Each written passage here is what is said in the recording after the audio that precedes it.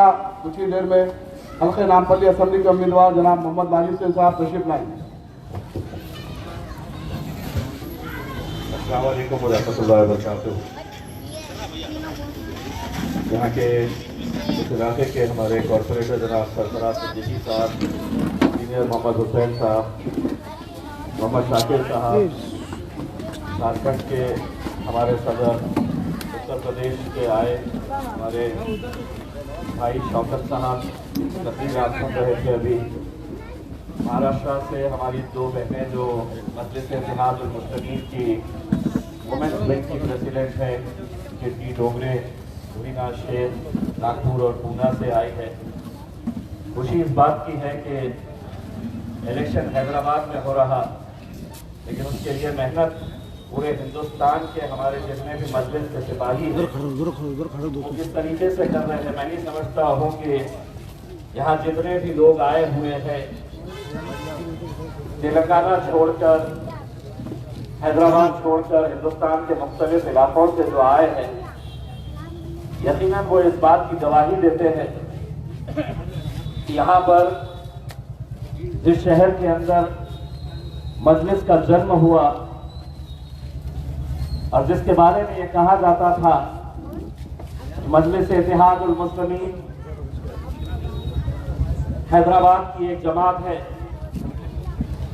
और बड़े तंजिया तरीके से ये कहा जाता था कि ये सिर्फ हैदराबाद तक महदूद एक जमात है और हैदराबाद तक ही रहेगी। लेकिन अल्हम्दुलिल्लाह शायद किसी ने सोचा नहीं था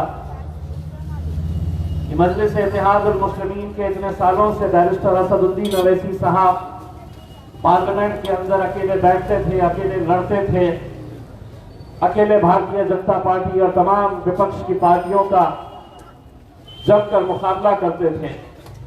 ये आप लोगों की दुआएं हैं, आप लोगों की मेहनत है कि जिसकी वजह से आज एक मेंबर ऑफ पार्लियामेंट की जगह दो मेंबर ऑफ पार्लियामेंट वहां पर जाकर बैठते हैं। मैं आज जब हैदराबाद आया, इससे पहले मैं असद साहब के हुक्म के हिसाब से मध्य प्रदेश गया, जहां पर हमने ये फैसला लिया था कि मध्य प्रदेश के अंदर हम इलेक्शन नहीं लड़ेंगे। विधानसभा का इलेक्शन है और ये बाकायदा ऐलान किया गया था कि हम इलेक्शन नहीं लड़ेंगे, और इस उम्मीद के ऊपर कि जो सियासी जमातें ये दावा करती है कि हम मुसलमानों की तरक्की चाहते हैं, मुसलमानों की नुमाइंदगी चाहते हैं, पूरे मध्य प्रदेश के अंदर 230 विधानसभा की सीटें हैं, और उसमें से आपको हैरानी होगी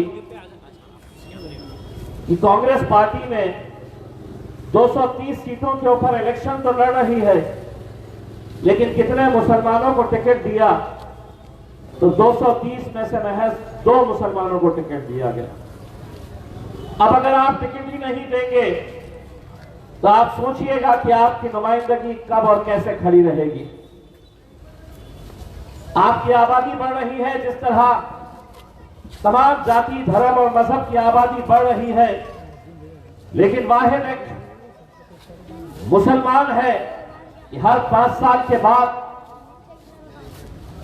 चाहे वो विधानसभा हो या लोकसभा हो, हर 5 साल के बाद आपकी नुमाइंदगी घट रही है।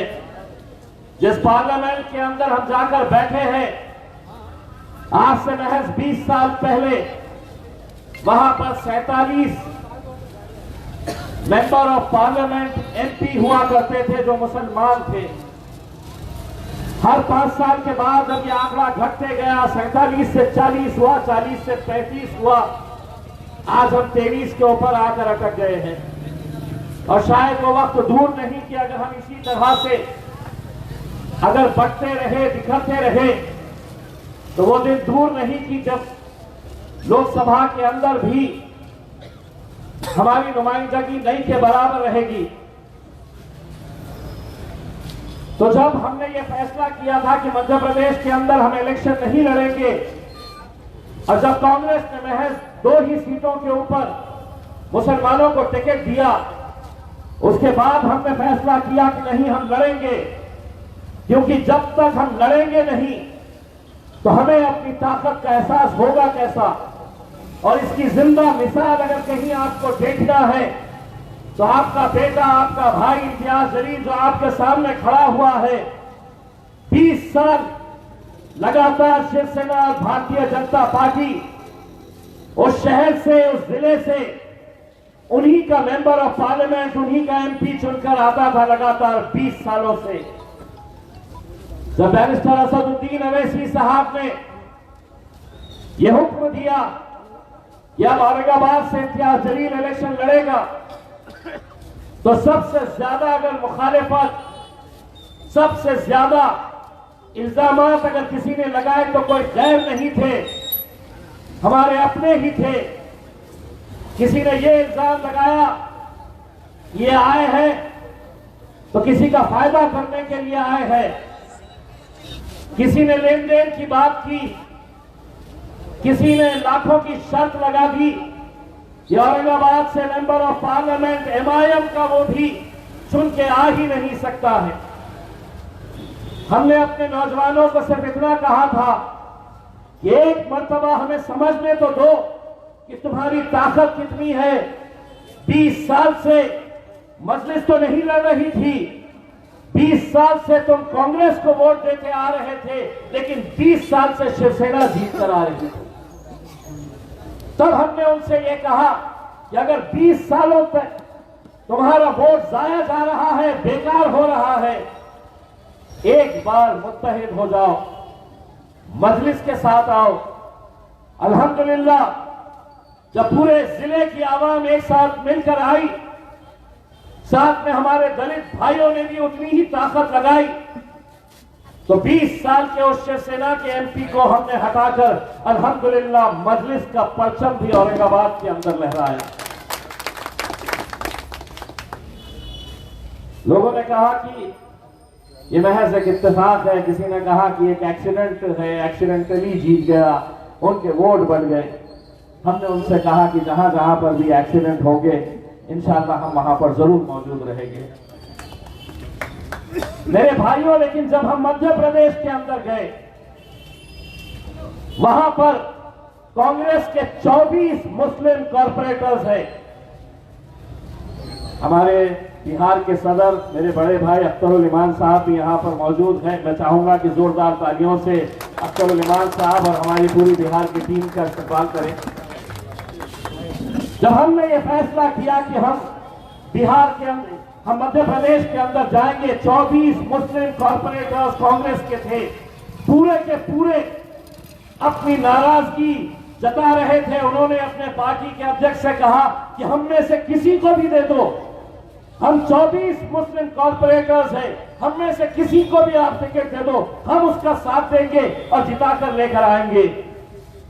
आपको हैरानी होगी ये सुनकर कि ये पूरे के पूरे जब भोपाल गए, कमलनाथ जो कांग्रेस के वहां के मुख्यमंत्री के दावेदार हैं, एक्स मुख्यमंत्री है, उन्होंने इनसे मिलने से इनकार कर दिया।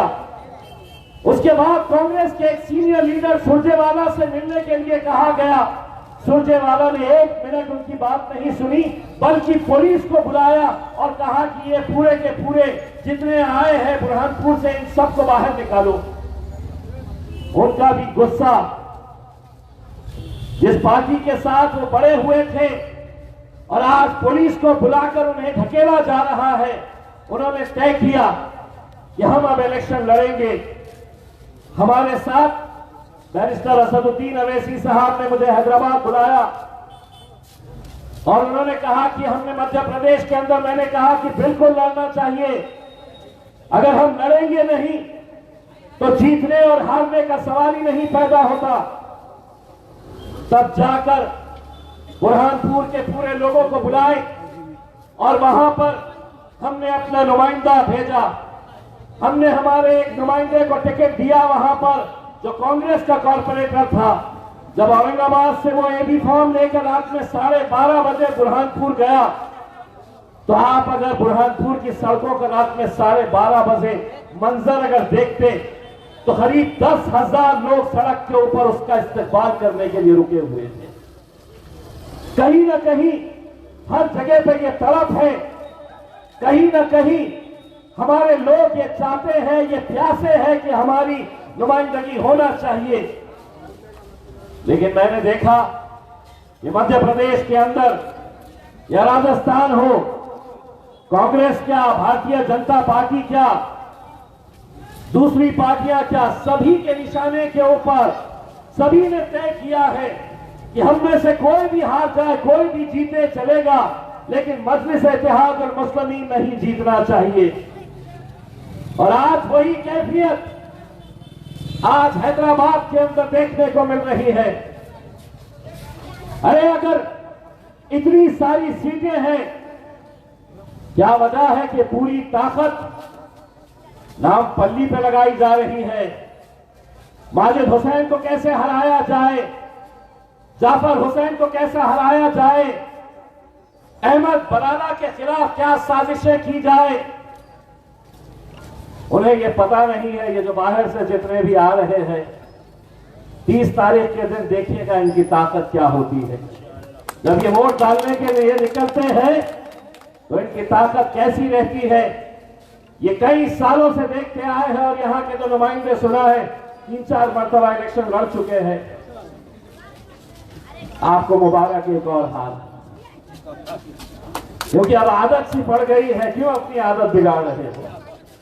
जो आदत पड़ी हुई है उसी में खुश रहो, लड़ते रहो और हारते रहो। लेकिन आज मेरे भाइयों, मैं कुछ देर पहले बैरिस्टर असदुद्दीन अवैसी साहब, मेरे कायद, इनकी तकरीर सुन रहा था मैं, जिसमें वो ये बता रहे थे कि इस इलाके के अंदर मुसलमानों के लिए क्या क्या काम किए गए। और मैं मन ही मन असद साहब की तकरीर सुनकर ये सोच रहा था कि असद साहब, आपको किसी को भी हिसाब देने की जरूरत नहीं है, क्योंकि इस मुल्क के अंदर अगर आपने इस कौम के ऊपर कोई एक बेहतरीन काम किया है तो वो ये काम किया है कि तुम सब लोग लीडर बन सकते हैं। तुमने हमें लीडर बनना सिखाया है, तुमने हमें बोलना सिखाया है, तुमने हमें लड़ना सिखाया है। अरे रोड तो कोई बना लेगा, गटर ड्रेनेज कोई कर लेगा, लेकिन बताओ एक ऐसा लीडर जो सुबह से लेकर रात तक मोटरसाइकिल के ऊपर, कभी राजस्थान में तो कभी हैदराबाद की गलियों के अंदर अगर घूम रहा है। मेरे भाइयों, ये जो हैदराबाद है ये हमारी नाक है, ये हमारा फख्र है। अगर इस शहर के अंदर मजलिस मजबूत रहती है तो इंशाअल्लाह पूरे हिंदुस्तान में मजलिस मजबूत रहेगी। और ये आप लोगों की जिम्मेदारी है। मैं आज ही आया हूं और मुझे मालूम है और मेरी ख्वाहिश है कि जिस शख्स मेरे बात बोलने वाले हैं, अख्तरुल ईमान साहब, जब ये बोलते हैं तो मुझे ऐसा लगता है ये बोलते ही रहना चाहिए। और मेरी ख्वाहिश है इंशाअल्लाह 2024 के अंदर बैरिस्टर असदुद्दीन अवैसी साहब, और अगर आपकी दुआएं रही तो इम्तियाज जलील के साथ साथ अख्तरुल ईमान साहब भी पार्लियामेंट से आकर। बहुत बहुत शुक्रिया।